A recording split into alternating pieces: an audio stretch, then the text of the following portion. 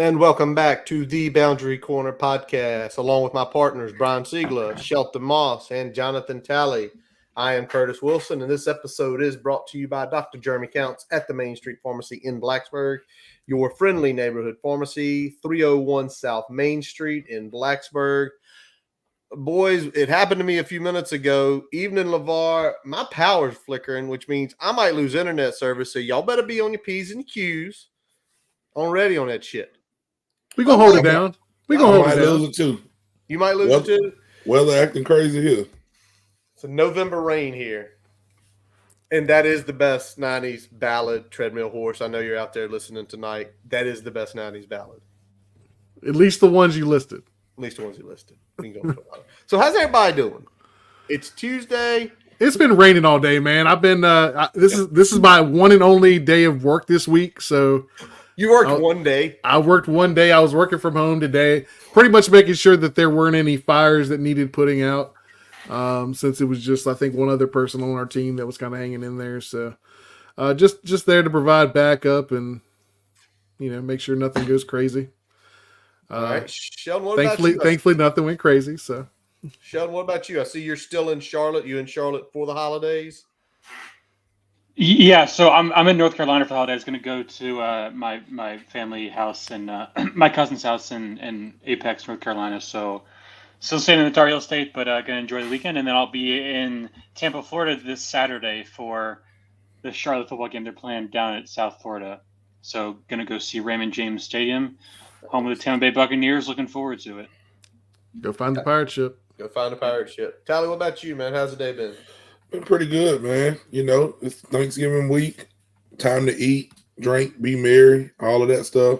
Find you some good moonshine. You may need it. We don't know who you're rooting for. I don't know who you're betting on, but moonshine will make it much better.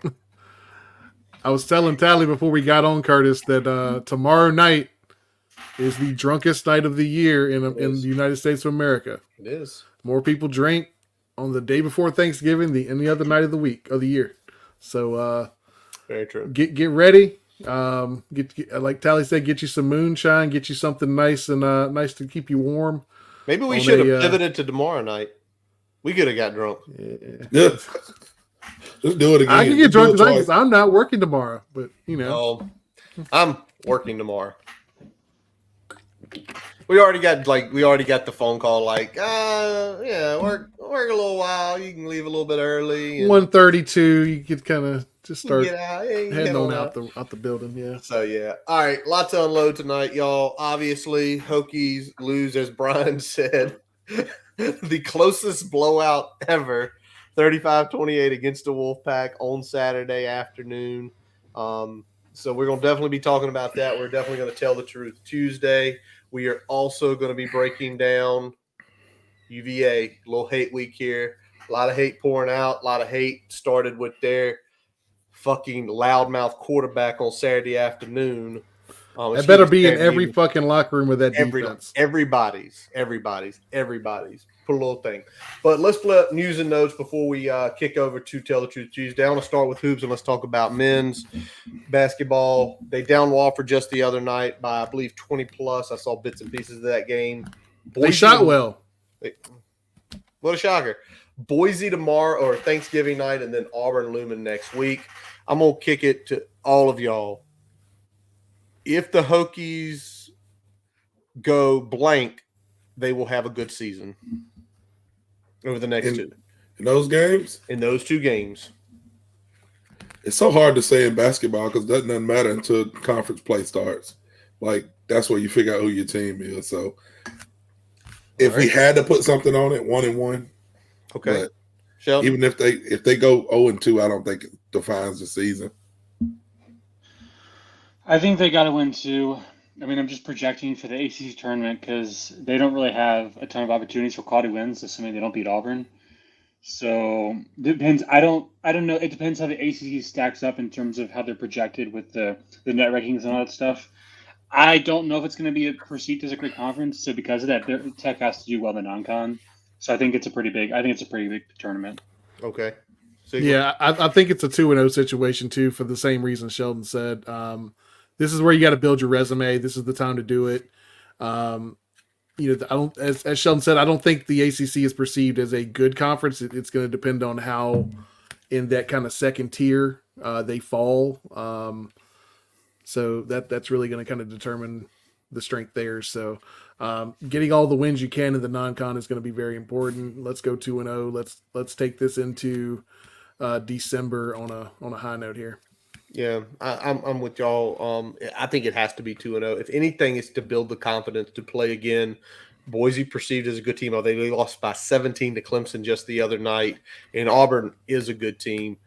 I think it's confidence because after those games, they basically have the following week they open conference play with Louisville. So if you go in there, you go 1-1 or 0-2. I mean, the confidence is going to be down. This team needs the confidence, because of what Tally, I think what y'all said. This is a shooting team. They're a shooting team. Shooters need confidence. So let's see how that shakes out. It is Thursday night at 8 o'clock, so I'll be watching the Niners here, the Hokies here. All right, women's, they struggled a little bit with UNCG. They've got a couple of Kansas, then Tulane this weekend, Friday and Saturday. LSU looming next week. I don't. Y'all tell me. Not until we get to the LSU game are you worried? Like honestly, Really. And I mean, are y'all worried about any of these teams coming up? I mean, No, I mean I wouldn't call them necessarily a warm up, but they're certainly not any teams that are gonna, I think, press us wall to wall. So Well, LSU got some bullshit going on down there right now too. So Yeah. maybe we can, sneak around and blow them out. Angel Reese not dressing out for a game or got benched or something. We got all kind of stuff going on early this season. yeah, and that's not helping them gel with a couple new pieces that they brought in. So it'll be interesting to see if they able to put those pieces together between now and then. And I still like our chances regardless. They definitely play a more physical brand of basketball than we do. So it's going to be interesting to see if we can match that. That was a problem in the tournament last year. it was. Mm-hmm.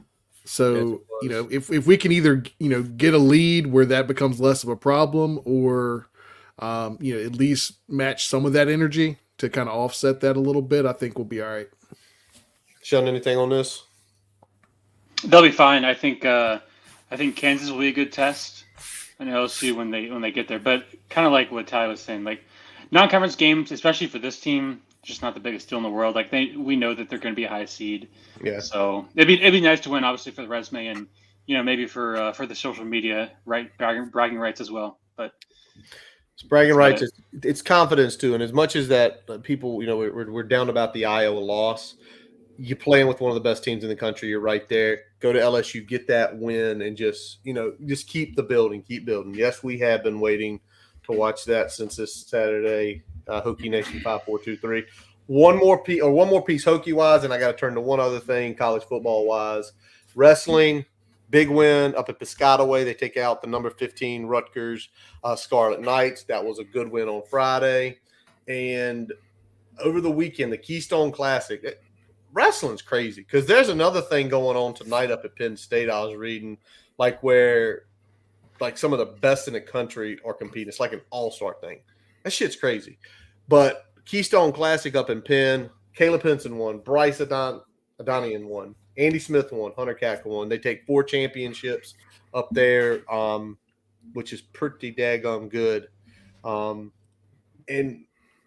it's much like women's basketball, right? Kind of the way we view it. It's like we're going to be good.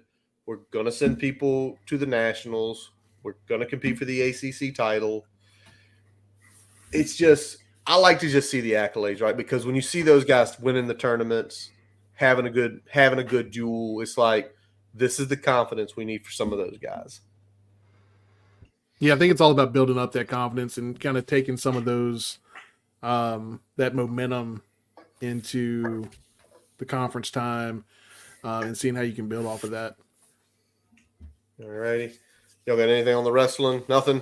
Sheldon, Allie? Oh, all right. One piece. I tell y'all, I keep up with hirings and firings. Dino Babers got fired the other day up at Syracuse. And now the run of the muck of how many people are interested in that job is going up and down.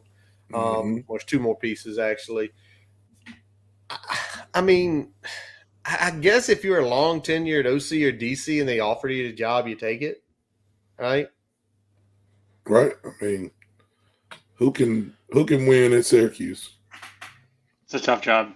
It's a tough job. You Yep. know, it's just a tough football job. So, not talking shit about them, but It's you true. know, I don't know. I don't know who can win there. It's not the 90s anymore. It's not. Right.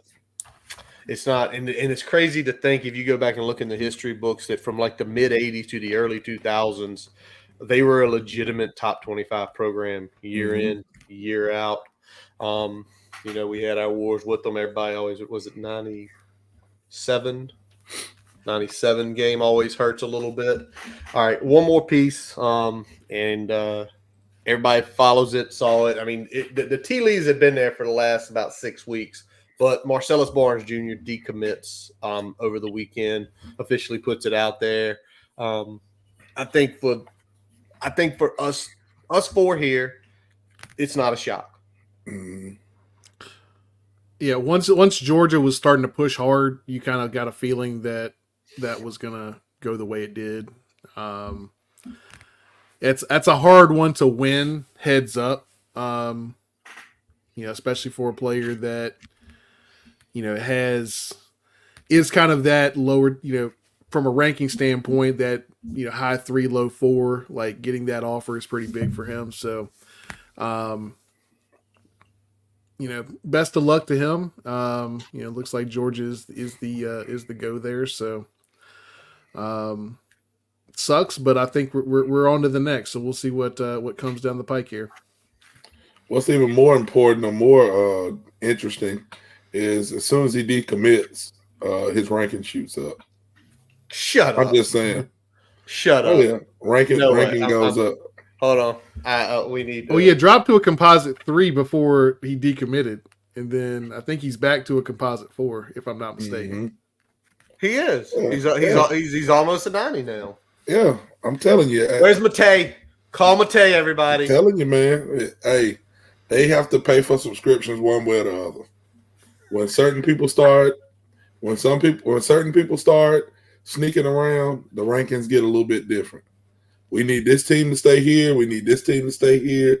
We need this team to stay here. You know how it works, man.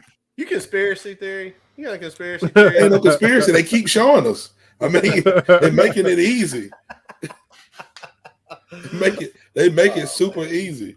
Oh, he decommits from Virginia Tech. His ranking goes up. What the fuck? If Georgia doesn't give him an offer, he comes back. Is he going back to an 87.75? Expeditiously. We're talking about before he has to recommit. Sheldon, you got anything on this, man? I know it's tough to keep up with recruiting with all you're doing. Yeah, no, the only thing I would say, I saw someone on social media, and this happens a lot, say something like, well, why would he, go to Georgia when he could be like a star at VT? I think that's kind of a warped way of looking at it. I mean, you figure you go to Georgia, you've got the best coaches on the planet, the best facilities, the most exposure, NIL money, NFL draft opportunities. I mean, it's kind of a no-brainer. So I just think it's just a losing battle. They've got the money, they've got the winning, the success. Just not something I'd overreact to too much. All right. Well, this has not been a very happy, and we're going to get even unhappier here, and we got to tell the truth Tuesday. And, y'all know the way we do this. We are always going to start with what went well. And I'll fire this one right out. The boys didn't quit the whole game. No, we were down like, 21 and fight all the way. What else y'all got? Anything else y'all noticed before we jump on the offensive, defensive sides of the ball, just kind of in general about this game? Excuse me. Drone can throw the ball. I mean, oh yeah, home run. I don't know if he's developed into that, but he definitely can throw it. So I was told earlier in the season that he was struggling. He was struggling throwing the deep pass. So I'm just saying he's progressed if that's what the case is. Well, for sure. I mean, you take a look at what he did. I mean, those home run pass plays, like I mean, he is every time you see him take those, he puts them in the right spots. He and knock on wood, damn it, he is not an underthrower on a deep shot. He's not. He puts it over their head, and that's why you've seen so many drops in the. He put it right here. Hokie Nation putting you up here. He drops the dime, or it's going to be slightly out of reach. That's the one good thing. Brian, anything else that impressed you with the offense or anything like that on Saturday? I mean, I'd say his patience more than anything, waiting for those routes to develop and come open, and trusting the pass pro was going to give him enough time against that pass rush. There were a lot of times where, things had to develop on the back end for some of those big plays to happen. So you had some patience there, was able to deliver accurate balls consistently, and we were able to move the rock once we kind of got into that catch-up mode, unfortunately, which is kind of, not the game plan we had out the gate, obviously. Yeah, and we're going to get into the game plan out of the gate. Can I say another thing? XTB is fast. Yeah, he's very fast. I mean, and that was such a great pivot play at that point in time in the game because, and I'm going to mention this in a little while here, but when we ran that play to the boundary side, I mean, everybody from NC State flowed. And when that thing came back, they did not see that coming.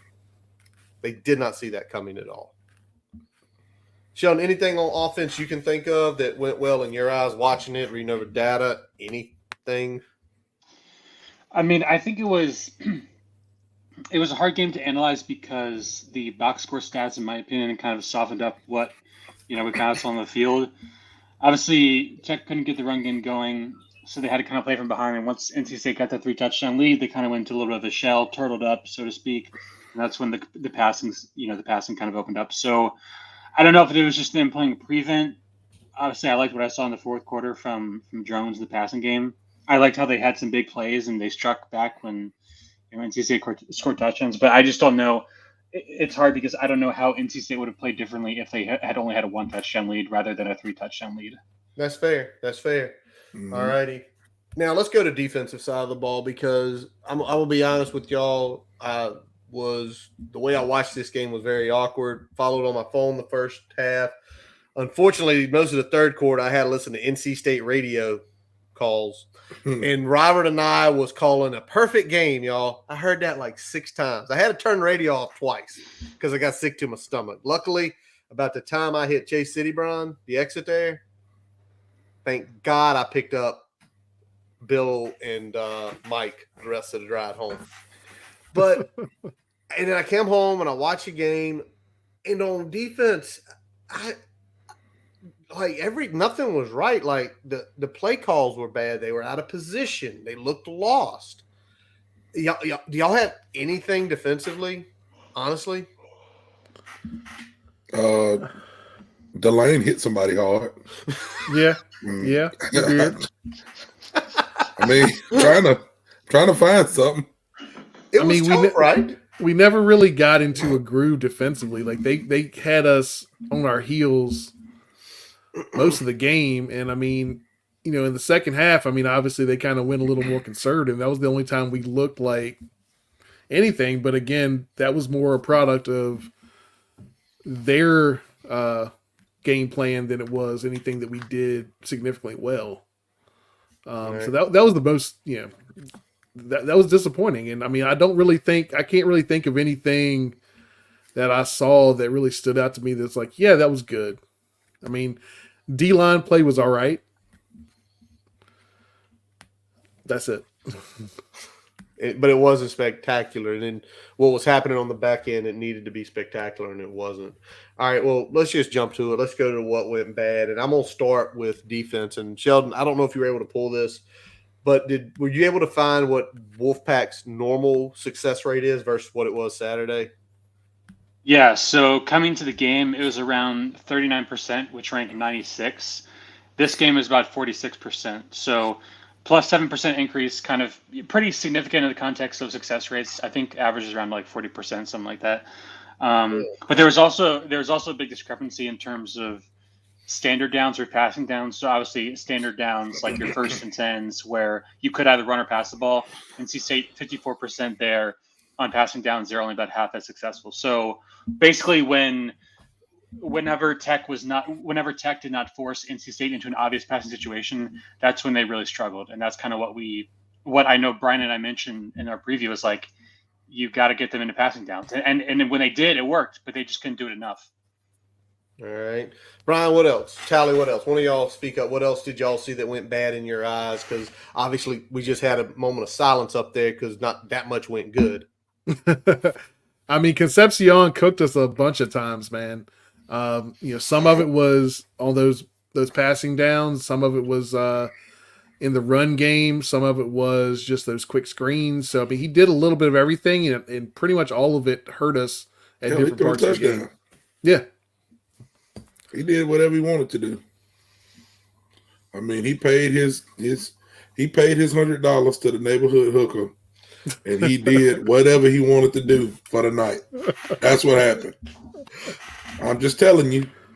Brian, that is at 22:44 if you want to we didn't get off the field on third downs at all we needed to. We did.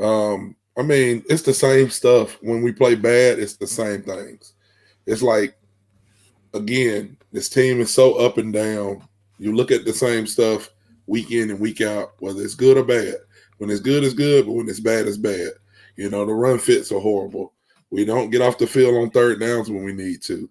We penalties, just whatever, man. It's just the same stuff, and people get tired of seeing it. And I get it. I understand. Everybody, if you're watching this later on, if you're at work, if you're at church, calm down a little bit.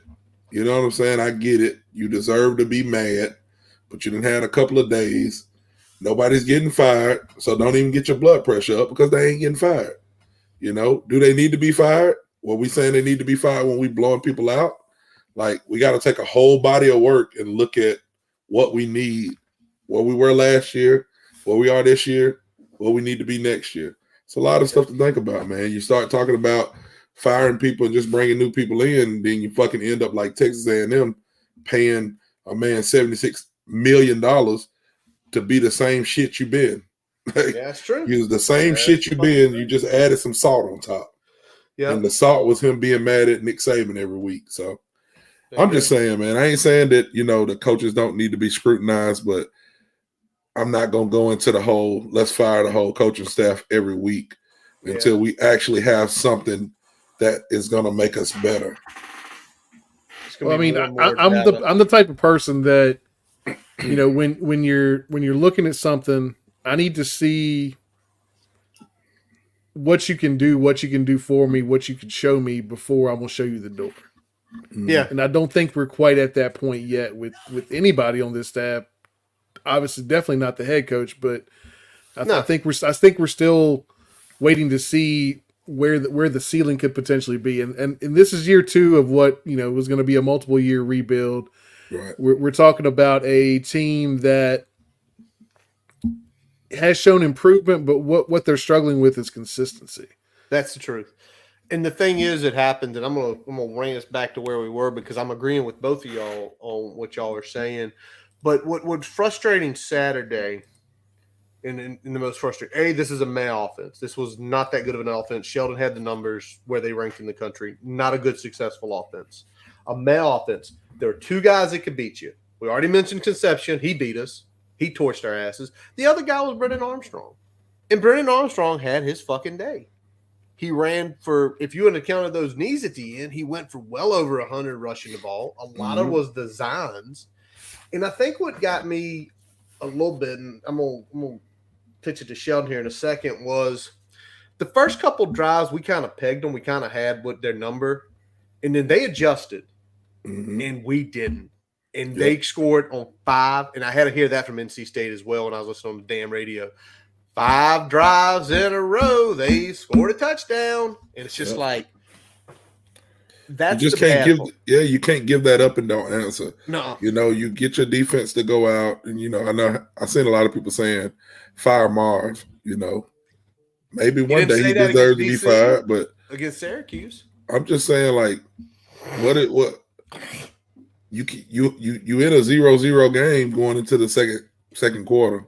Hmm. You know, your offense has to produce, man. You're at home.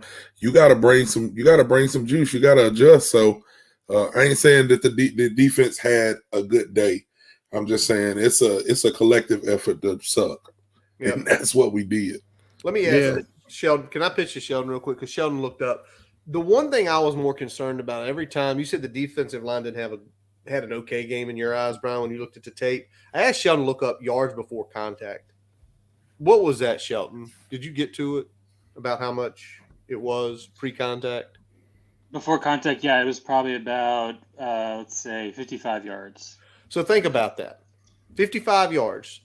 They ran about 40 run plays. It was 1.5 yards before we were touching them on average. 1.5 yards. Y'all two boys played up on that front. If you're getting 1.5 yards push, how's your run game going to do that day? Pretty good. I mean, if you can get 3 yards to carry, you all right. You know what I'm saying? So we're saying right there with that stat that he pulled up that before they got touched 1.5 yards.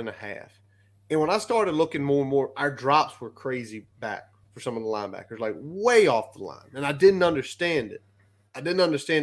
Because, Brian, you joked last week, and it's the God honest truth. Brendan Armstrong doesn't have the arm to push the ball downfield. He doesn't. He never has. So by the way we had our defense, and this is where I'm frustrated with Marv, it's like the only way he could beat you is give him soft zones and give him some sort of run lanes. The two things you couldn't do, we laid on the platter for him. And that's what makes me mad because I sit here as a common football fan. I talk to y'all, I ask Sheldon about data, and I say, you telling me this, play press, stack the box a little bit. Make them go over the top on you. Force that they can get off the press. And we didn't do that. And we have 3 really good cornerbacks. And I know we've got to have some at safety right now. But we have 3 really good cornerbacks. And that's what pisses me off. And it's like, what's going to happen if someone leaves? What's going to happen if the next guy doesn't develop quite well? Then it's going to be on Chris Marv. Right. Anything else on defense? I'm sorry. I got in my bag for a second. Good. I mean, the last thing I'm going to say is that, we said trick plays were coming. They came. They worked. It kind of sucked that, we weren't able to do anything with it. Every single trick play they ran worked. That's bad, man. And again, bad. But that's where it's like, I don't believe in firing. No, Chris Marv, Tyler Bowen, nobody's getting fired this year. Because there's been at times where, again, you've seen, all right, looks like they know what the hell they're doing. They're good calls. And some people say, well, that's against lesser competition. Tally, I go back to what you said earlier this year. You were talking about lose by a lot, lose by a little, win by a little, start winning by more. Mm-hmm. The scenario this year is lose to the best 3 teams in the conference, beat up on the bottom of the conference. And not win by 3 points, win by 4 points. Beat up the bottom of the conference. Right. So. Yeah. Yeah, I mean, the weird thing is that with the ACC, there really hasn't been a measuring stick. It's either been, not playing UNC and not playing a couple other teams like that, Georgia Tech, Miami. There hasn't been a lot of middle tier teams on our schedule. It's either been bottom 5 or top 3. Right. So, and we're getting another bottom 5 this week. So, right. It's been really hard to get a barometer of where exactly this team is. We know we're not a bad team, but we don't know how decent of a team we are. Right. Sheldon, anything else on the defense before we wrap this up? Yeah, so I was having a conversation with one of my coaching buddies who knows a ton about scheme, and I trust his opinion. And I think basically what he laid out to me was when you look at the linebacker play for Virginia Tech, you see the same issues with regards to force and spill and lever over and over and over again from the same players. And so I think it's reasonable to question if this is a coaching problem, given that it keeps happening over and over again. But what he also said was, and I agree with this, I think that whole linebacker room needs a makeover. I don't think those guys have the instincts. We're playing a bunch of converted safeties. Now, if we get some studs coming in next year and we still have the same problems, then it's definitely a coaching issue. But I would like to see a Marv coach team that has guys with instincts and a good feel for that position. Yeah, because when you look at the conference, man, and no disrespect to our guys, but I think they're working hard. But like Sheldon said, I mean, we got a lot of converted safeties in the linebackers. You know what I mean? And converted wide receivers. When you look at a linebacker, Virginia has a true freshman linebacker. Cam Robinson is a linebacker. Peyton Wilson is a linebacker. Yep. You know what I'm saying? Like, it is much different to have somebody like that playing linebacker than even to have Kelly Lawson. And I think, Kelly Lawson's a good player, but as good as he may be for us, there's still a drop-off from a top linebacker. We just don't have that play yet. Alan Tinsdale, hey, man, time to be a family man. Join us. Come on the podcast. Put you some earphones on. You don't got to go out there and get beat up no more. It's over. Come on up in here. And I think what's being reflected here before we move over to the offensive side of the ball is that linebacker position, it's instincts. Most guys who play that position don't move. You were a linebacker mostly all of your life. That's it. Because what it takes to be that, it is a certain skill set. What Tally's saying is, can we just get him Andrew Tapapuaka at middle linebacker and name a will? You don't have to name the best will we've had, but name a solid will. Can he do good? So, yeah. By the way, the only player we see having good games on the linebacking core is Jenkins. And why? Why you want to know, in my opinion? Because the star is a true hybrid safety linebacker. Right. Keonta was a safety. It's more of his wheelhouse. All right, let's go to the offensive side of the ball. Anybody that wants to answer this question, why did it take so long for us to open passing game downfield? Why? Because it worked. Go ahead, Brian.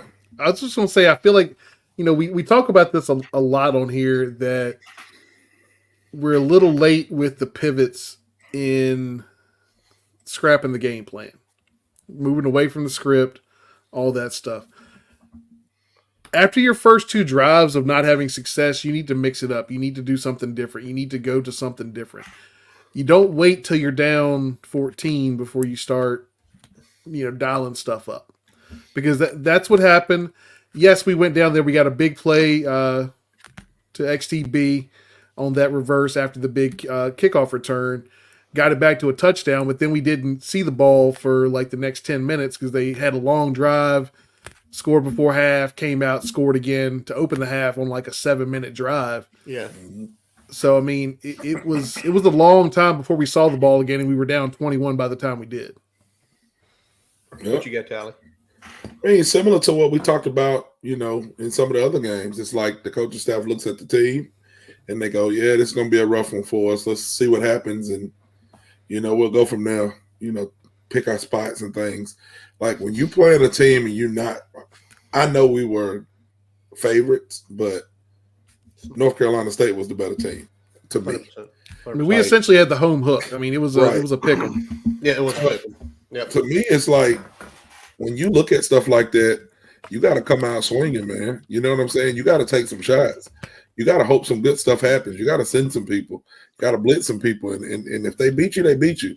You're losing anyway, when you're playing the top team. So I think Curtis said before we got on, when you get young coordinators, they're like super conservative or they're super like risky. Yep. You got to be a good mix of both and figure out what team you have to figure out what works for you. But both of our coordinators are like super conservative. It's like that stick is so far in their ass that you can open their mouth and thump it.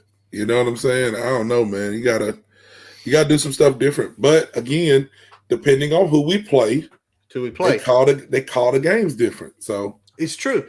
But you've also, and that's where I like what y'all are saying here, because you've seen those games where we didn't divert from the plan.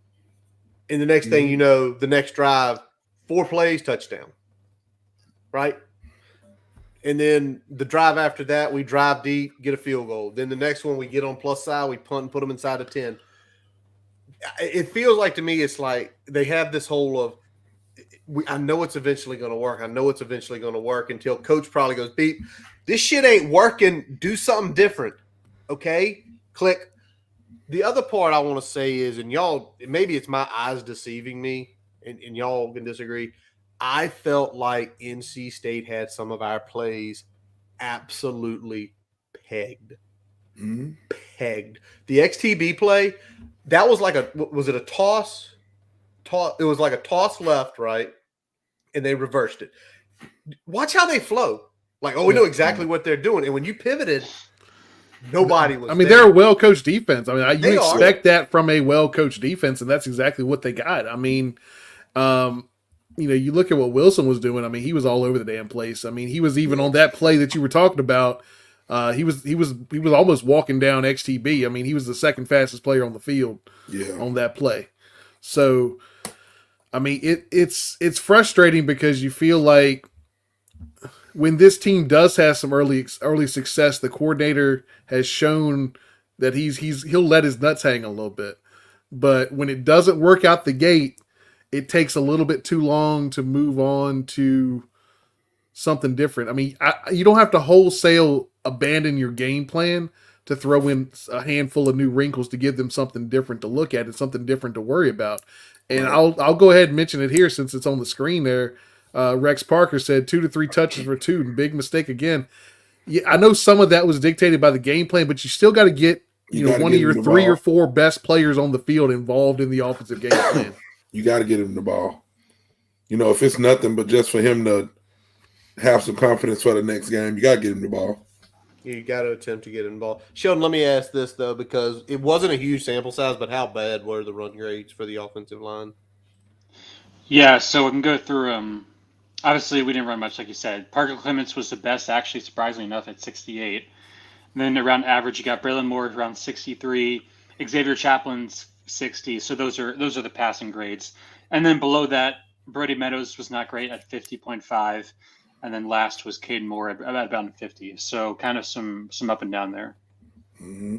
Right. I thought it was going to be a lot worse, but maybe that small sample size saved them. But we again, it's the up and downs. And I had someone reach out to me and say, got to make a change. And I was like, and I made the point on the offensive line. You have 3 freshmen getting massive playtime, right? Massive. You have a guy switching positions. And I know we've mentioned this before, y'all. Y'all have heard this from us before. And there are 2 guys that at best should be your depth pieces, not frontline starters. Mm-hmm. That's just the truth. And now that they are much older, it's like if we do not, I will be disappointed in this staff if we do not go out and get at least 1. I'd prefer 2 offensive linemen in the portal once it opens up in December. Yeah, you need to, but I get what you're saying. We need to. All right. Excuse me, y'all. Don't die, man. Don't die. Not on air. I don't know what happened there. Woo! All right, so anything happened Saturday y'all were not prepared for. I'll kick it over to Siegler first. I'd say just our general inability to stop that offense consistently. I thought we would have no problem, especially in the passing game, kind of slowing them down a little bit, and they kind of did whatever they want to most of the game until they got into that protect the lead type offense there in the late 3rd, early 4th quarter. All right. Tally, what about you? Brendan Armstrong turned into Cam Newton. We had him looking like just letting him fall forward, do what he want, do backflips, put his hand in his ass, throw it in the air. He just did whatever he wanted to do. Our defense, nobody hit nobody. It's just a bad showing, We just, I guess to sum it up, we didn't quit, which is good. Well, we talked about it in the beginning, but I don't feel like we had fight. I don't feel like we had the fight that we normally have. It's like we were defeated as soon as they punched us in the mouth. You know, Peyton Wilson was talking shit. You didn't have too many people saying nothing back. You know, it's just, oh shit, he good. We can't fuck with him. Oh, you got to hit that motherfucker just like you hit everybody else. But we didn't see that. We didn't see that Saturday, so we'll see. Sheldon, what about you? Yeah, I was most surprised, disappointed with how poorly they stopped Brendan Armstrong running the football. I know he's a good runner. I don't mean to take anything away from him, but his running numbers are down for the previous years, and I thought that Tech did a fantastic job defending the run against Garrett Trader against Syracuse and also Castellanos with BC. So it was definitely a surprise that they struggled so much when they had success against other quarterbacks. Brian, what you got? You had something to lay on top of the tally there. Yeah, I was just I was frustrated in general with we said it at the open, like that was the closest blowout I've ever seen. It was. Yeah. And it was frustrating because, like Tally said, we got punched in the mouth early, and it took us way too long to take that shit seriously. Yeah. And I felt like it was really the fourth quarter. There was some fight in the fourth quarter where I felt like we really started punching back a little bit. Right. But it just took too long to get to that point.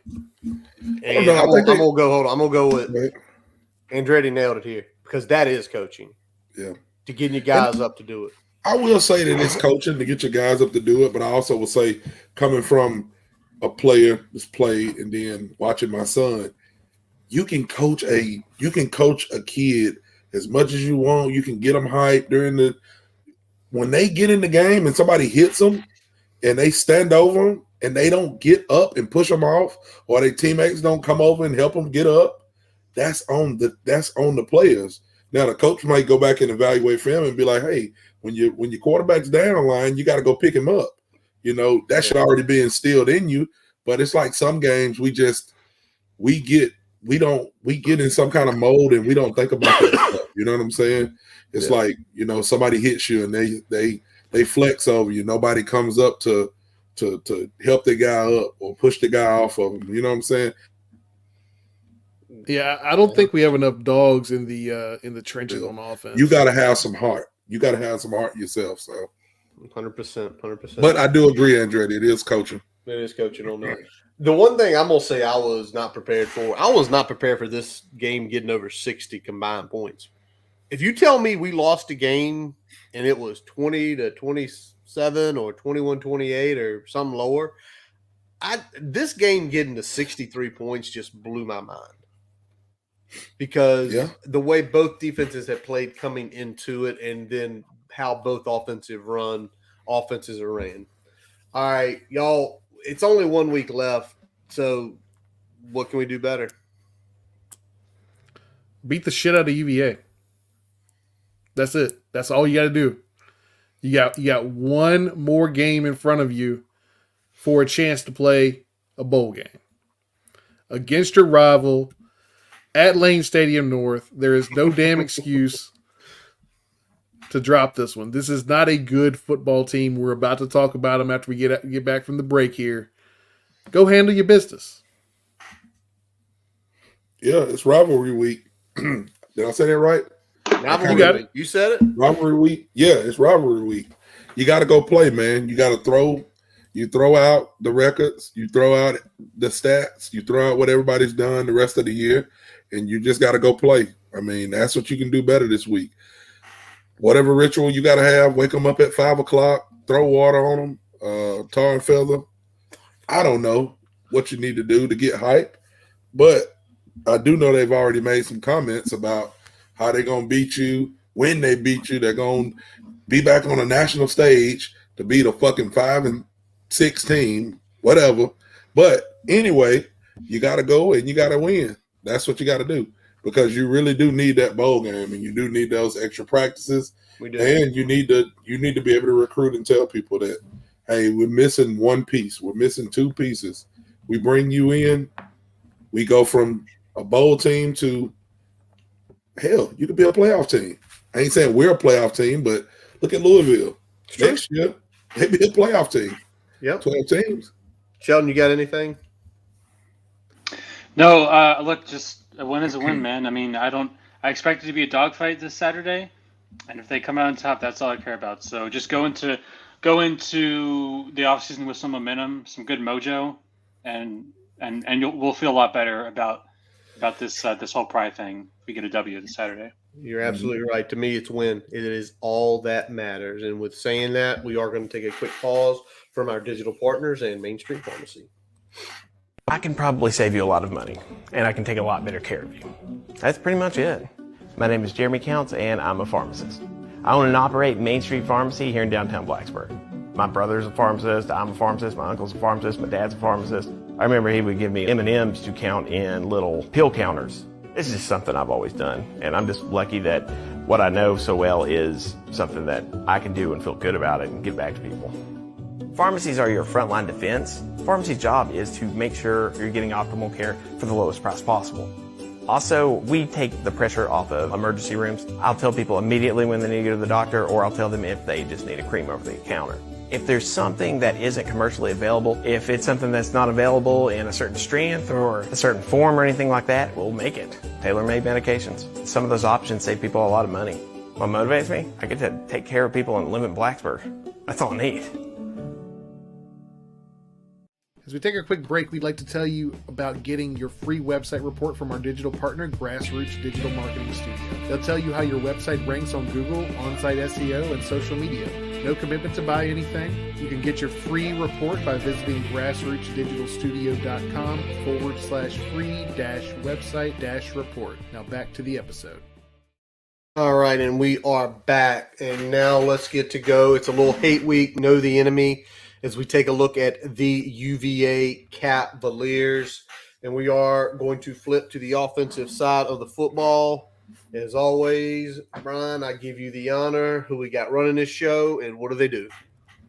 Yeah, we got Des Kitchings running the show here. It's a pro spread scheme, a lot of wide zone rushing concepts. Likes the deep ball a lot. You'll see play action very frequently as well. And they score most of their points in the first quarter, actually. When you look at this team, they've done very well kind of out the gate their first one or two drives and then slowed down a whole bunch after that. So that's something to watch for, obviously, with some of the up and down starts we've had, either slow starts or quick starts and not really a whole lot of steady Eddie. So that'll be something to pay attention to. All righty. Sheldon, you got anything on anything this offense does good?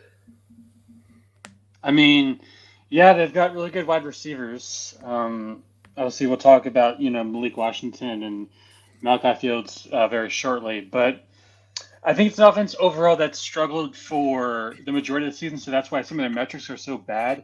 But you do have to sort of use the eye test and look at what they've been doing in previous weeks. And look at Duke last week. They averaged about 6.3 yards per play, which was pretty impressive, put up 30 points. So it's a team that has misleading stats, I think. They have gotten significantly better over the past couple of weeks. All right, some misleading stats. And you already mentioned the first guy we're going to talk about here today, and that is Malik Washington. Beast. A beast. 5'9", about 190 pounds. He was a transfer guy from Northwestern after everything that went up there when he originally came out of high school. Parkview High School, Lilburn, Georgia, class of 2019. He was ranked at an 86. And now at his time while he was up at Northwestern, he did have two solid production seasons there. Both 2021 and 2022 combined for 109 receptions with a little over 1,200 yards there. But this season he is absolutely blown up. 96 receptions, 1,311 yards, 9 touchdowns. Brian, what does he bring to the table? Yeah, he's kind of an all-around slot guy. He's a deep threat and a yak threat.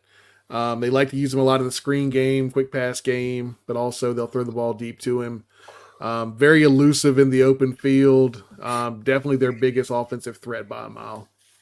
All right. And Shelton, let's get a little bit of grades on Malik Washington because I believe, if I'm not mistaken, he is a Biletnikoff semifinalist. Yep, he is really, really good. So highest graded wide receiver in the ACC at 91.2, which is insane. He has the highest reception percentage, so that's percentage of targets he catches. The highest yards per route run, most yards after catch, most first downs, all ACC. Damn. and he does not have a single drop the entire season. So that's his body of work. He is a exceptional wideout. Tally, what does he catch your eye with? Because you said beast as soon as I dropped his name. It's just good, man. He's tough. He's not very big, but he looks like a running back. Like he's got a little bit of weight to him when he gets the ball. Like you said, yards after catch. Like he makes people miss. He's tough. He continues to run. He's not going down with one hit. So those DBs got we've talked about, is our secondary good, or our secondary stats may be misleading or not.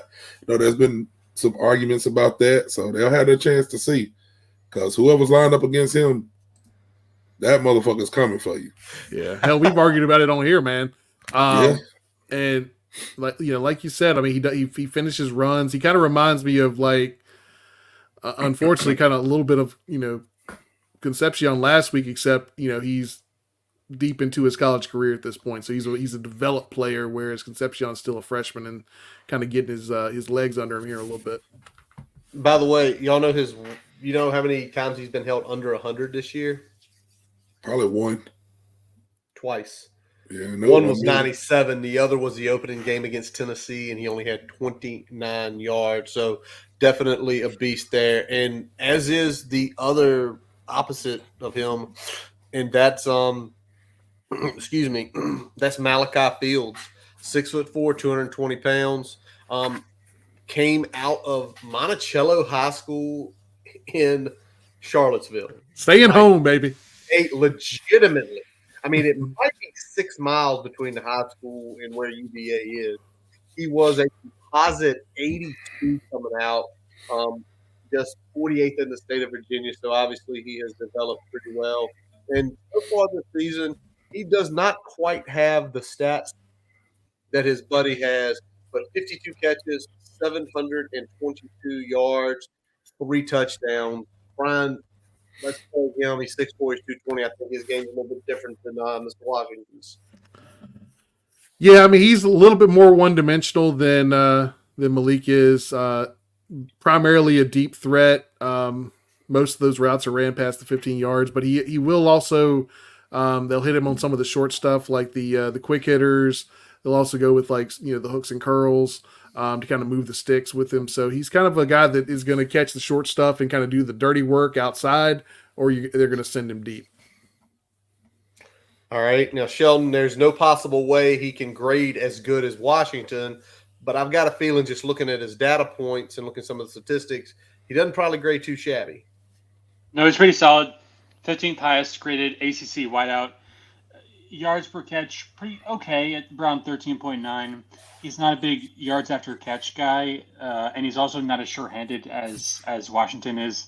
Only about a 58% catch rate, and also a lower passing rating when targeted. But the main reason for that, if you want context, is that he has a very high depth of target. So about 14.6 yards is how deep he's targeted. So obviously more deep balls, obviously harder to catch. So that kind of explains the context of the numbers, but still a very good pass catcher. Hey, Tally, 2 things. Anything on this guy, and then I just sent you a message. Take a quick look at it on our screen here. But you got anything on this guy? Did you get to watch him or see any highlights from him like you did Malik?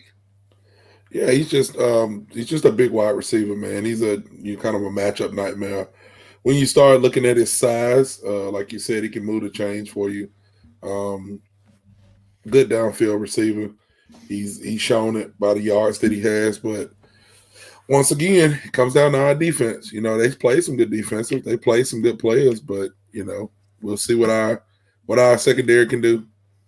Yeah, we'll see how the secondary can do. And we're going to talk about a few more offensive players than we normally do this week, y'all, because the next guy I want to talk about is I do want to talk about the quarterback, and that is Anthony Calandre, a 6 foot, 200-pound quarterback out of Lakewood High School in St. Petersburg, Florida, a consensus 84 when he came out back in the class of 2023. So he is a true freshman.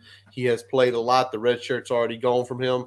Not a lot of crazy offers, Middle Tennessee, Buffalo. So not a highly touted guy coming back. Probably his next best offer was probably Kentucky, but we don't know how committable offers are. So far this season, he's played in 7 games. And in those 7 games, we have 1,715 yards at about 62% completion percentage, 11 touchdowns, 8 interceptions, also 2 fumbles lost. Brian, what's he showing on the tape there? Yeah, he's kind of a pass first dual threat guy. He's got enough wiggle to be dangerous, but he's not like elite in that category. Great accuracy on deep balls. That's what he likes to throw the most. Really good at maneuvering in the pocket to buy time. Just average to mid, when it comes to reading in the intermediate area of the defense, especially over the middle. Generally looking to drive the ball downfield or check it down. He's not hitting a lot of those intermediate targets consistently. And he will throw some picks, as you alluded to there with the 11-8 ratio. He'll let the ball go to the defense some, so that's an opportunity we have to get some turnovers and get some points on the board. All righty. Tally, were you able to find it? Yeah, so as reported by Mike Barber, UVA's quarterback says, quote, after the game versus Tech, after we beat Virginia Tech, this program is going to shoot up and everybody in the country is going to know about us, unquote. Any comment on that, Mr. Tally, for a team that's 3-8?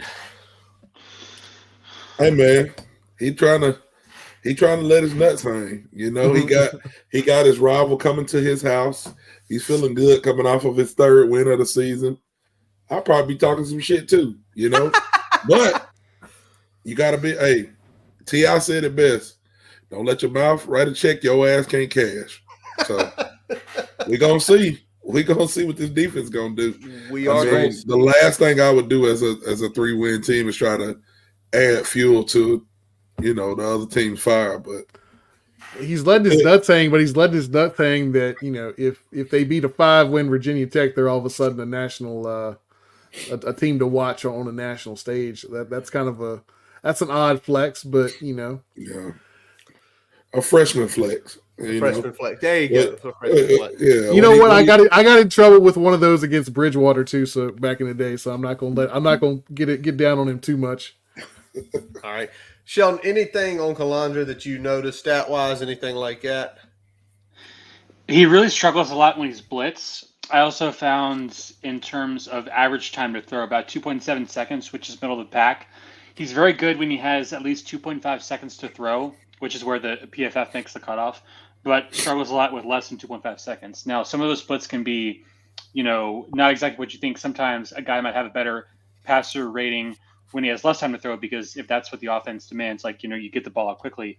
But in UVA's case, they need more time to throw because they are a little bit more reliant on deep balls. And obviously those routes take longer to develop. So when he has at least 2.5 seconds, about 17 yards, average depth of target, and when he has less than 2.5 seconds to throw, he's thrown 4 interceptions.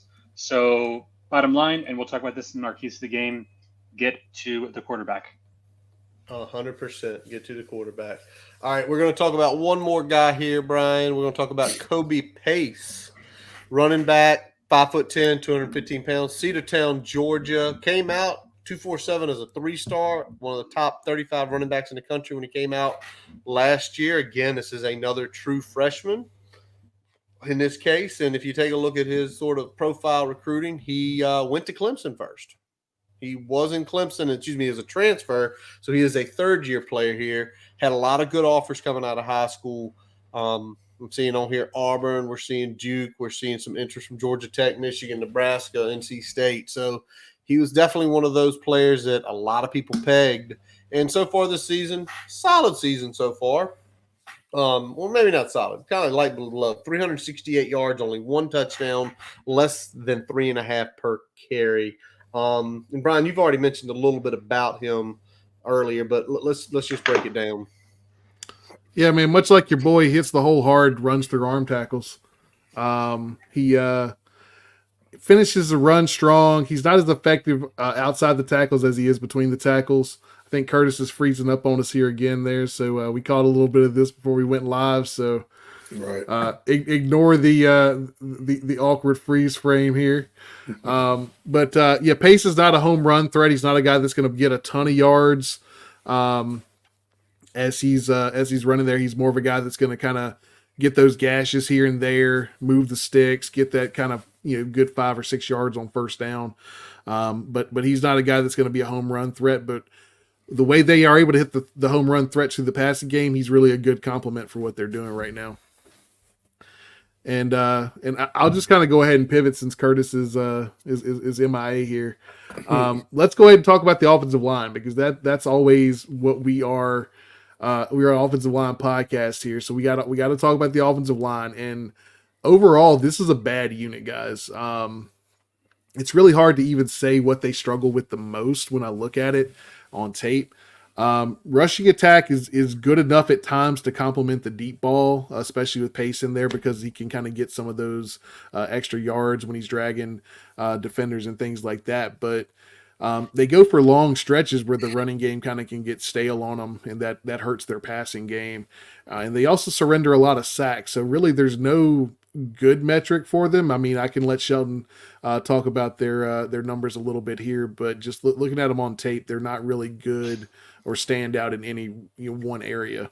We need to find who that Parker Clemens is and attack that motherfucker. Whoever he is, go at him. Yeah, for sure. Well, you mentioned the running backs. Their running back explosive play numbers are pretty bad. I mean, I know that Pace and Hollins are at the bottom of the barrel in terms of generating big plays in the running game. Now, some of that, of course, obviously the offensive line. So, just digging into some of their numbers. Pass protection, it's been really, really bad for UVA. So they have the second worst pass block efficiency grade in the ACC. They lead the ACC in sacks and total pressures allowed. So UVA is, they don't throw the ball necessarily a huge amount. It's probably middle of the pack.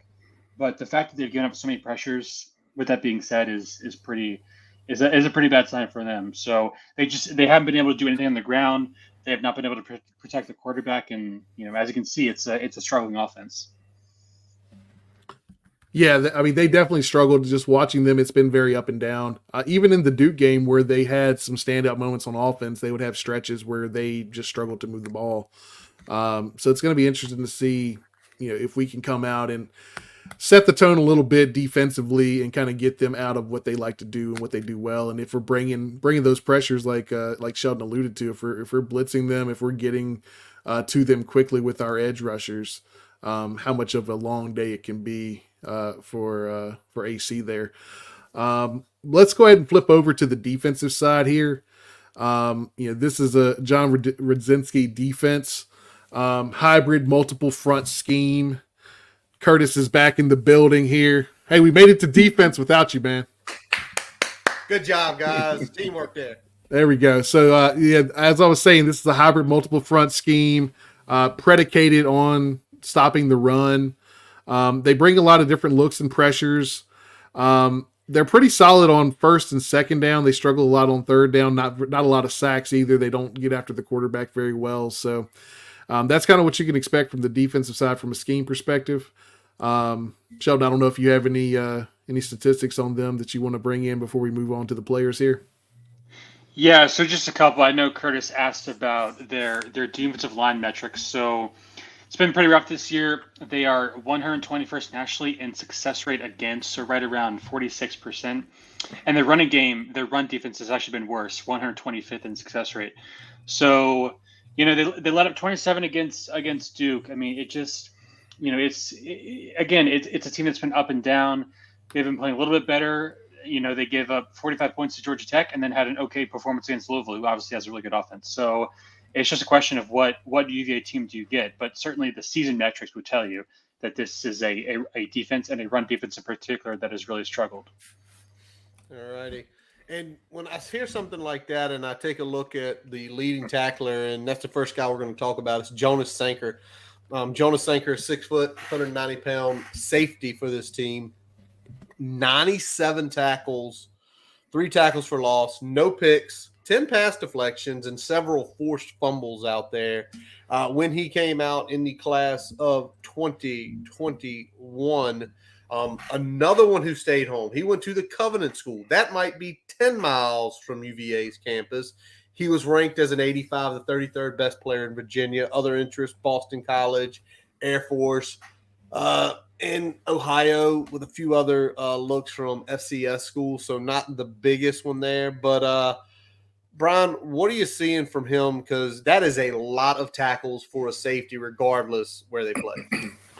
Yeah, and we talked about it. It's a hybrid multiple front. Their base package is a 4.25, and he is a true rover box safety. He's in the box a lot. They like to bring him on run blitzes and in obvious passing situations, so they'll blitz him, first through third down there. Hard hitter and solid tackler, as evidenced by the forced fumbles there. He can get turned around in zone coverage, though they don't use him a ton in that capacity. But I mean, he's really the defensive player that kind of pops off for them when you watch the tape, because he's a little bit of, he's all over the place. And he's making some plays. Yeah, he'll come up and hit you. You better hit him. Don't shy away from the contact. You got to start early and often. You got to go at him, and you got to not be scared. So exactly, yeah. He's definitely somebody that if you can hit him back a little bit, you can kind of take his game back to him and put him on his heels. Mm-hmm. All righty. So, again, it's what Callie has said several times, what Brian mentioned, what we've all talked about. Don't let him set the tone. He comes and hits up, throw the shoulder into him, let him come down with you and talk the shit as he goes down. All righty. So let's talk about the defensive line next, as we already heard from Shelton. Has been some issues there, but one guy that kind of stood out to me was Aaron Fuamui. Class of 2018, was an 84 when he came out. He is from Kapola High School in Kapola, Hawaii. He is a long, long way from home, but he is a big boy. 6'2", 302 pounds. And so far this year, so far for his career, solid career so far at UVA, has been there now 6 years. Last 2 years combining for 62 tackles, 12 tackles for loss, 5 sacks. This year, not quite the campaign of the last 2 years. Only 30 tackles, no sacks, 6.5 tackles for loss. But one interesting piece, 3 pass deflections, which is pretty high on this team. Tells me he likes to get those hands up. Brian, what are we seeing with Aaron? Yeah, he's going to play that 3 technique in their base package. Slide to a 4-4-eye when they're showing those 3-man fronts, which they'll do on occasion. Probably their strongest run defender overall. Good with his hands and sheds blocks pretty well there in the trenches. And he'll push the pocket occasionally on those dropbacks. But again, this isn't a team that gets a ton of sacks, but he's definitely a guy that can kind of speed up the quarterback's timing a little bit with that. All right, Sean, you said you had something on Aaron here. Yep. So you look at stops on PFF, which is a tackle considered a loss for the defense. Famui is third in ACC with 19 stops in the season. So his grades aren't quite as high, but he's gonna make a lot of big tackles. All righty, Charlie. Anything you notice on tape with him, or anything you notice just reading about him, or? We play them every year. We're kind of familiar with their players and how they play. He's been there for a while, and he does his job. Not super flashy, but kind of like Brian says, he's good against the run. He sheds blockers good. Offensive line got to do some work, man. You gotta give us some yards. If they give Tootin some room, he'll make this defense pay. But they gotta go get it. Yeah, big thing is getting a good first step, getting your hands on him, making sure he's not getting your hands down, getting like a quick swim or a rip without significant contact, because that's really where he makes his hay. Is using those hands and kind of getting away from that blocker real quick in the snap. So if you can get on him, engage him a little bit, that'll slow up what he does best. All righty. Well, let's look at one more piece on the defense here, and let's take a look at the linebacker room. Got a number of guys to choose from. I went with the guy that's a little bit closer to Virginia Tech than the other ones, and that was James Jackson, the 6'3", 225-pound linebacker. I believe he is the will on this team. 84 when he came out in 2021, went to North Cross High School in Roanoke. think we're all familiar with that one. And right now, having a really good junior season, redshirt sophomore season, however you want to say it. 76 tackles, 4 for loss, 1 pick, 1 sack, 3 pass deflected as well. Brian, what are we seeing with James Jackson? Yeah, I mean he's not really that guy that's going to really pop off on tape, but what he is a very disciplined linebacker in the run game. He's very few mistakes. He's not out of place very often. He's not a guy getting blocked 5-10 yards off the line of scrimmage. Sheds blockers pretty well. Sure tackler. Solid when he's in zone responsibilities. He does lack some athleticism for coverage, especially in those man-to-man situations, but he's kind of one of those guys that's just, fundamentals and discipline are pretty good, so he ends up making a ton of plays. All righty. Tally, anything on him? I know, Tally, you mentioned Robinson, right? Yeah, Cam Robinson. Yeah, I know we didn't have him down, but, recruiting battle that we lost to UVA, and he's a freshman linebacker he's a good player. I think he's got a couple of sacks on the season. A couple of picks on the season. I don't know about his sacks, but if you watch him play, he's just sideline to sideline, man. Not, of course, he's a freshman, so he's not going to be quite as a handful as Peyton Wilson was, but he's a good linebacker. His time there, if he stays at UVA, he'll do some good stuff there because he's a good ball player.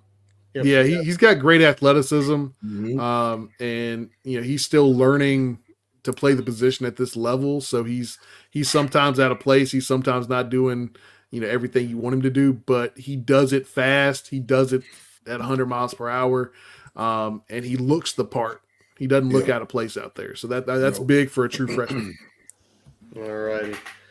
Boys, let's click it over and let's talk about the Hokie keys to this game. Brian, you got your name up here first, so I'm going to let you kick it off. What do we have to do to have success in this game? I know it's a broken record, but we need a fast start on both sides. And I'm talking about at least a touchdown advantage after the first quarter. I said it at the open. They score a lot of points on their first 2 drives.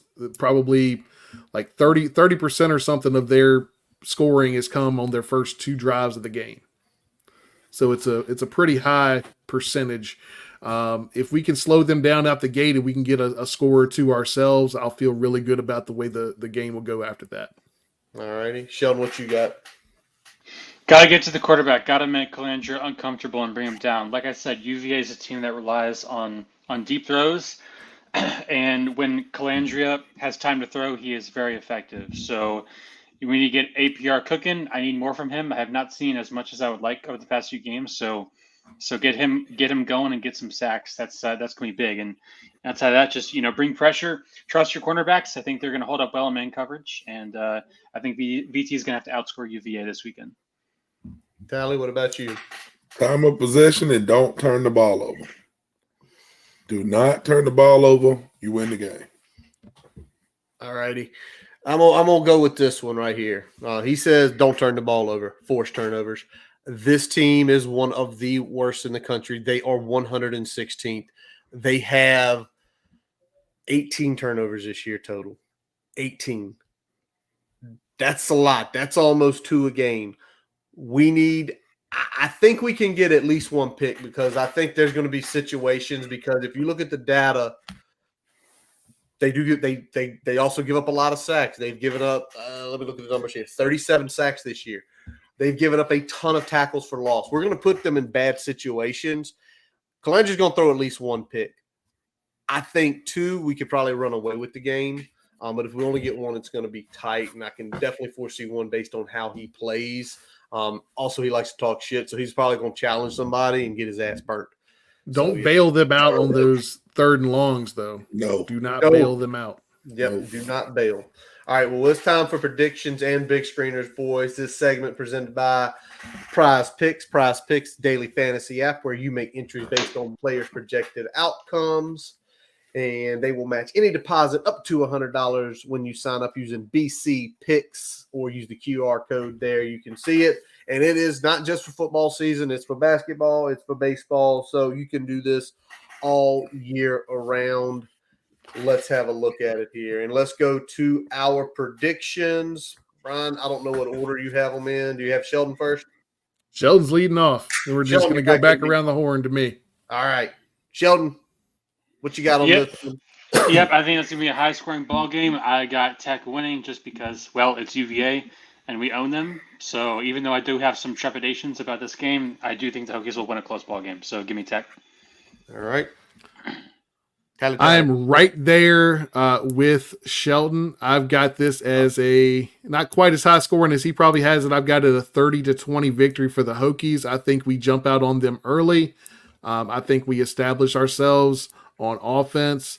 I think we make them play catch up a little bit when we can tee off on them with our pass rushers and put them in bad situations, force a couple turnovers, and that's the difference in the game. All righty. Now I'm next. Tally, you get to go last. I thought I'd go last. I'm with the Hokies on this one as well. I think it is going to be. I hope it is not my prediction. I hope it is much worse than my prediction. But I think the Hokies are going to take this game. We are the more talented team. We have more experience on our side, and I think we take this game 27-20 at Lane Stadium North. Tally, you get to wrap this one up. Yeah, I'm gonna go Virginia Tech. I'm gonna go VT on this one. I had been fading the Hokies. Didn't work last week. I was hoping we'd get a win when I picked North Carolina State, but I honestly think we win this game. Even my prediction before the season started, when I went through and you picking teams and stuff, I kind of felt like it would come down to us going there and having to get a win to be bowl eligible. And I just think that it's time. This is what we need to do. And again, with the quarterback adding a little bit more fuel to the fire, I think we go and get the win. I don't have a prediction just yet, but I think we get the win. Yeah. And I think it's this, and I think it's not only this podcast, but I think his team, I think the coaches, and I think this fan base need that bowl. I think it's a mental thing. There are a lot of people that are screaming, not a successful season, bad season. If we, Mm-hmm. you look at the steps and all that. I think you go in there and we take the win Saturday, things are looking up for a lot of people. So let's talk about that a little bit. Let's talk about Okay. that a little bit since we're here. We can do it. Is this season a failure if we don't make a bowl? No. Because I mean that's been a big piece of chatter out there on the Twitter sphere. When I look at it, and I'll shout out Pete B here because Pete B kind of started this discourse.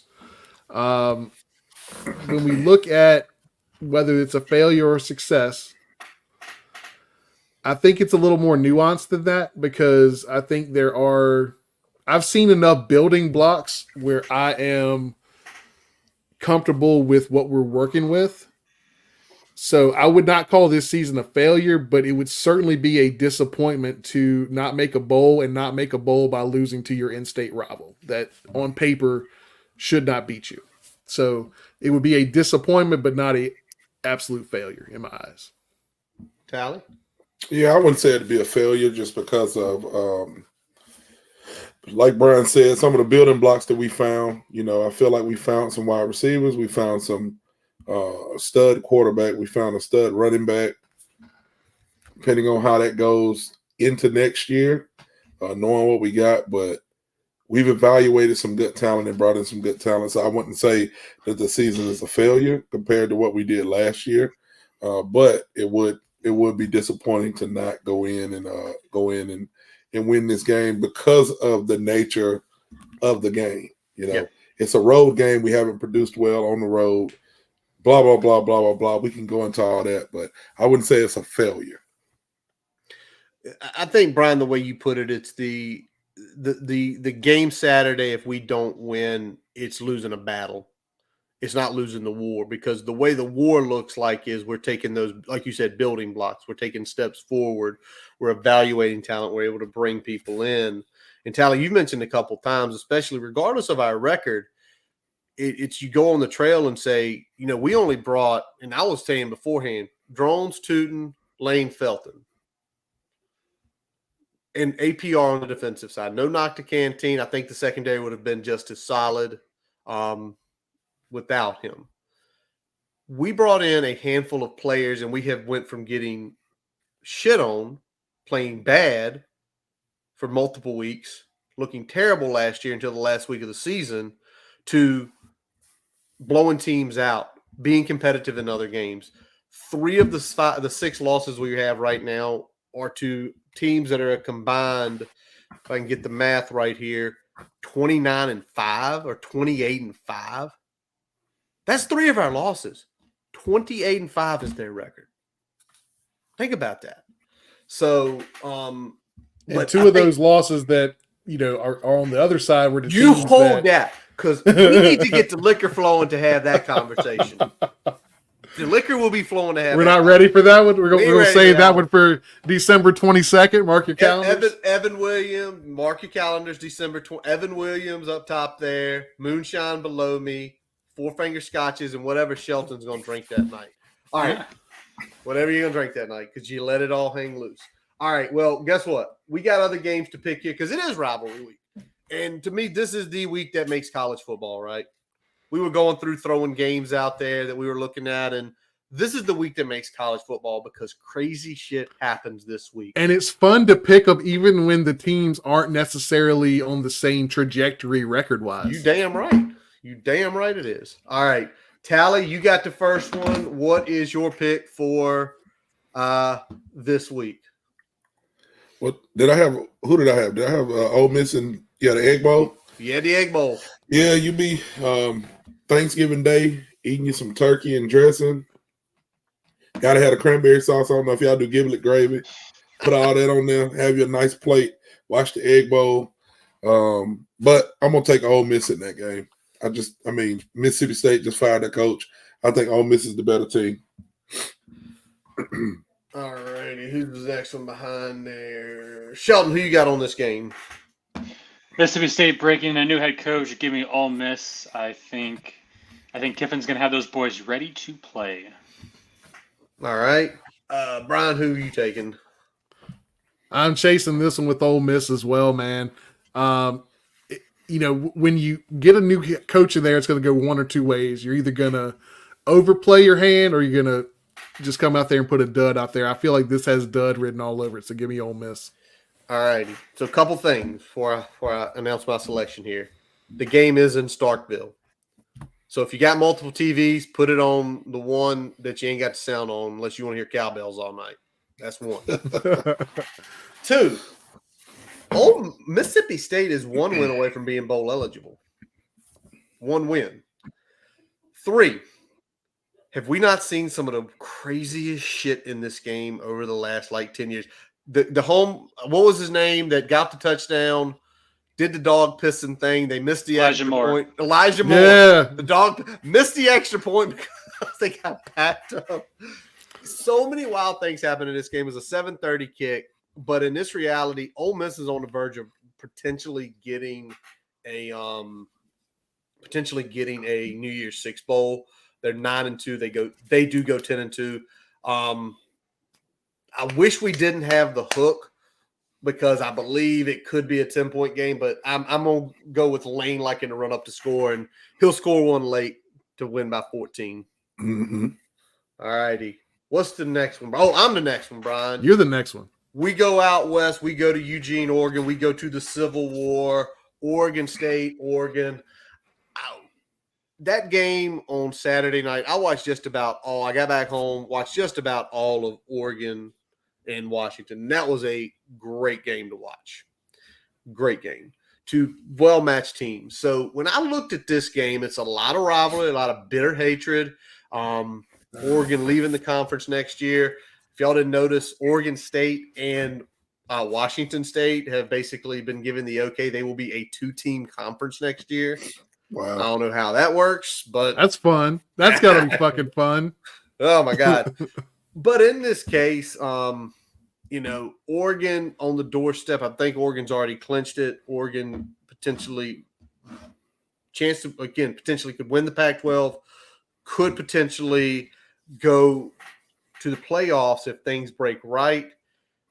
But 13.5 is just too much in a game like this, especially. And I know Oregon State is heartbroken, but ain't nothing like having the boys just up the street. Give me Oregon State. Take the 13.5. Game a lot closer than people are predicting. Tally. I'm gonna take Oregon, man. They're trying to get Bo Nix to Heisman, so they're gonna try to let him sling it as much as they can. They're gonna try to run that score up with a good opponent in a rivalry game. I'm taking Oregon. Sheldon. Oregon is 8-2-1 against the spread this season. They're playing hot. I like the Ducks. All righty. And Mr. Siegler. I'm riding with what Curtis is spitting there. I think this is going to be a tighter game than I think people are looking at. I think it's still probably going to be a 10-point victory for the Ducks, but I think that it's going to be pretty close there down to the end. All righty. As Brian puts Oregon State on the board. Brian, you've got the next one. What rivalry game did you choose? Had to go with Gators and FSU after the Jordan Travis situation. This is going to be a very interesting matchup here because you got undefeated Florida State still trying to keep their hopes alive here for the college football playoff. ACC championship the game is already booked there. But obviously, winning the championship is still at play here. So this is going to be an interesting matchup here. I think Florida is a good matchup, especially with Travis out there, but I think it's just going to be too much talent on the Seminole side. So give me Florida State. All righty. Yep, I'm up next on this one. Little Sunshine State showdown. I think Florida State is going to win the game, but without Jordan Travis, I don't think they're going to quite blow out Florida like we're seeing. I think this is going to be a tight one. I do think Tate Rodemaker is probably good enough to lead them over the Gators, although the Gators are playing for bowl eligibility. So give me the Gators, give me the points. Tally? I'm going to take Florida State. I think Florida's quarterback is hurt as well. Their starting quarterback is hurt, if I'm not mistaken. Again, Jordan Travis is an amazing player. I hate that his college career comes to an end like that. Yeah, but he got nothing to hold his head down. I mean, he brought Florida State back to relevancy. So I'm going to go Florida State. And Sheldon. Yeah, I'm going Florida. I think they're playing on the road. FSU's playing on the road. I think they're going to take some time to get adjusted to the new quarterback. So give me Florida. All righty. So we got that one. Sheldon, you got to pick the next one. What game did you choose? Well, have to look at it. I believe I had the game. Is that correct? Yep. So Ohio State, Michigan. I was just talking about with a friend earlier this evening. This game might honestly be the most consequential and important college football game in the last 10 years. True. I know that might sound crazy, but when you look at what's at stake with Ohio State potentially losing 3 straight to Michigan, CFP hopes on the line, national title hopes on the line, Michigan with all the stuff they've gone through this season, and the after effect that would happen if they lost to Ohio State. This is such a huge game. I cannot even put into words how big of a game this is. So with that being said, I am going with Ohio State to cover minus 2.5. 3.5. You got a 3.5 cover. I think the line moved down before we picked it, so 3.5. All righty, Brian, what are you saying on this one? I think Michigan's got a little bit of a chip on their shoulder with everything that they got going on this season. I think that Ohio State is going to give them a good shot early, but I think it's going to be too much Michigan in the end. I think it is going to come down to about a 6-point game there, but I got the Wolverines coming out on top on this one. All righty. And I am picking next. And 2 really good defenses. I think we both see that, 2 elite defenses. And like you said, everything that's been going on all season, especially with the whole Harbaugh thing and now the stuff that did Ryan Day hire the private investigator to start all this shit. Saturday, this game's in Ann Arbor. The Hyatt game kick is going to be 32 degrees. It is going to be clear, a little slight breeze of 5 miles an hour. And I think this is going to be old school Big Ten war. I mean, I think I see this game like 2017. and I think Michigan is going to win this game, potentially on a last-second field goal. But that hook, give me Ohio State. Ohio State covers. Give me Michigan. They got coaches up there crying like Harbaugh dead. I mean, you can't lose when you got that much emotion, can you? Shoot, give me Michigan. All righty. Brian, what did we pick for the last? Because these are some great rivalries. Commonwealth Cup up top, Egg Bowl, Civil War, Sunshine Showdown, the game. What's our last one? Iron Bowl, baby. Tally, we did that for you. That's a good one. We did it for you. That's gonna dictate about 2 weeks for me. If that Crimson and White team lose, there's gonna be a lot of wives in the hospital. Oh shit! With black eyes and busted lips. Getting hit with bill bottles and all types of shit. Brian, that was it. How many TVs are going to have to get purchased? 35. I can't remember my man that's on TikTok. The old dude. I think his name is Willie. Go look up Alabama fan Willie on TikTok, and you gonna see what Alabama fans feel about Auburn and how they act. All righty.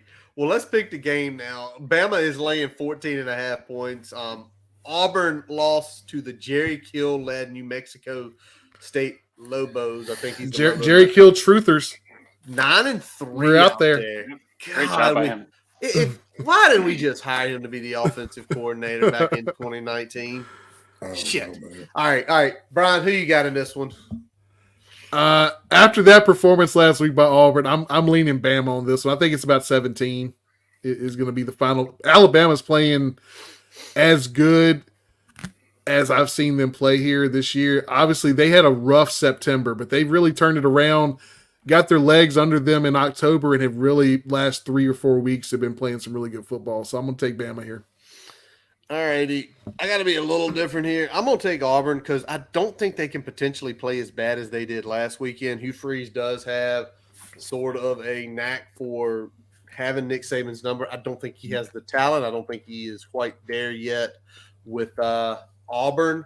But I just because how Bama plays this year, and I know they've scored more over the last few weeks, I think I can take 14.5. I'll probably be sitting here on Saturday afternoon, hopefully enjoying, 56-0 on this TV and watching the end of the Bama game over here with it being like a 14-point win, 13-point win for Bama. So give me the points. Tally, how you feeling on this one? You closest to Bama, man. I got to take Bama. They're just clicking at the right time right now. Hugh Freeze has got some work to do as far as putting some people in place. His quarterback position is where he's got to get a little bit better. But I will say, like Curtis said, he has a knack for beating Nick Saban. He knows how to beat Saban. I just don't think he's going to do it this week. Am I on an island by myself, Shelton? Yes.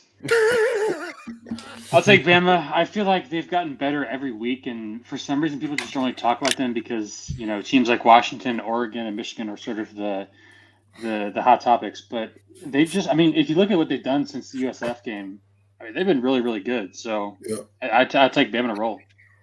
All right, he says Bama roll. All righty.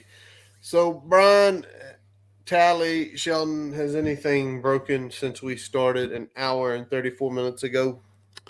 We can go ahead and announce that next Tuesday we will have Pete B on air with us, joining us to break down whatever happens at UVA this week and to talk a little championship week.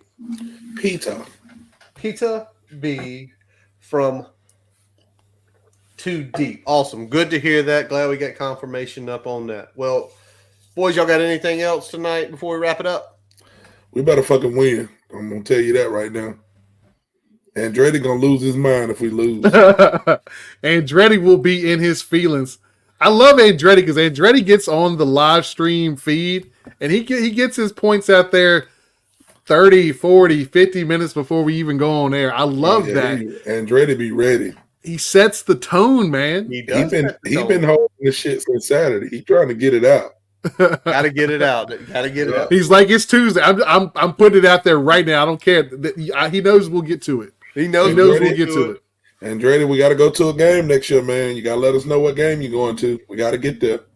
Got to. All right, fellas, that is wrap up this episode of the Boundary Corner podcast, brought to you by Main Street Pharmacy in Blacksburg. I'm Curtis Wilson. I'm Brian Siegler. Jonathan Taylor. And I am Shelton Moss. Visit our website, boundarycornerbt.com, to listen to all of our episodes. Check the merchandise shop out while you're there. Yep, there it is right there. You can purchase one of those. Follow us, Twitter, Facebook, Instagram. Subscribe to our YouTube. Thank y'all very much out there. We cracked 300 YouTube subscribers last week, kind of a goal we had set for ourselves, and we have now hit it. We also are on all podcast sources you can think of: Spotify, Amazon, Apple Podcasts. Jason Long plays us out. JasonLongMusic.com, where you can find all of his music, Apple, Spotify, his YouTube and Facebook accounts. Jason messaged us today. Jason did he think he tore something, or did he just think he pulled a muscle at wrestling practice? I think it's just a pull, but the doctors have to confirm.